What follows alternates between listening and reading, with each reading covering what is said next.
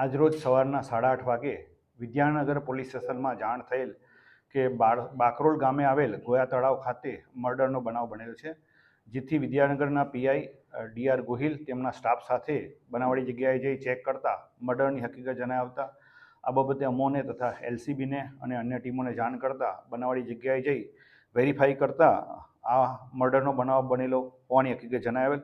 આ બાબતે ઇરફાન હુસૈન યુસુફ મિયા અલાઉદ્દીન મલેક રહેવાસી બાકરોલે પોતાની ફરિયાદ હકીકત જાહેર કરેલ કે પોતાના સગાભાઈ ઇકબાલ હુસૈન ઉર્ફે બાલો યુસુફ મિયા અલાઉદ્દીન મલેક આજરોજ સવારના 7:30 વાગે પોતાના ઘરેથી બાકરોલ ગોયા તળાવ ખાતે વોકિંગ કરવા માટે ગયેલ અને તે સમયગાળા દરમિયાન સવારના 7 થી 8:30 દરમિયાન કોઈપણ સમયે કોઈપણ અજાણ્યા વ્યક્તિએ કોઈપણ અગમ્ય કારણસર તીક્ષ્ણ હથિયારથી ગળાના ભાગે પેટના ભાગે ગંભીર ઇજાઓ પહોંચાડી મર્ડર કરેલ છે, જે બાબતે મર્ડરનો ગુનો રજીસ્ટર કરી અને આગળની તપાસ તજવીજ હાથ કરેલ છે।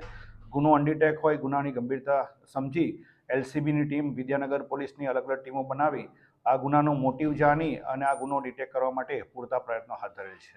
શરીર પર કેટલા ઇન્જરીના નિશાન છે, કેવી રીતે હત્યા કરવામાં? પ્રાથમિક દ્રષ્ટિએ હાલમાં એનું પીએમ થઈ રહેલું છે। તીક્ષ્ણ હથિયારથી મરણ જનાર ઉપર જીવલેણ હુમલો કરેલો છે।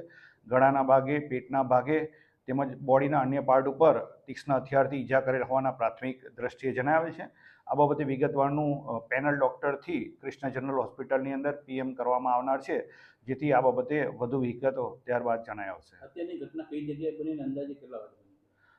હાલમાં જે પ્રમાણે ફરિયાદી પોતાની ફરિયાદ હકીકતમાં જણાવેલ છે તે પ્રમાણે સવારના 7 વાગ્યાથી લઈને તેમને જાણ 8:30 સુધીમાં થયેલી છે, તે દરમિયાન કોઈપણ સમયે બાકરોલ ગામે આવેલ ગોયા તળાવમાં જે વોકિંગ ટ્રેક છે એ વોકિંગ ટ્રેક ઉપર આ બનાવ બનેલ હોવાની હકીકત ફરિયાદમાં જણાવેલ છે।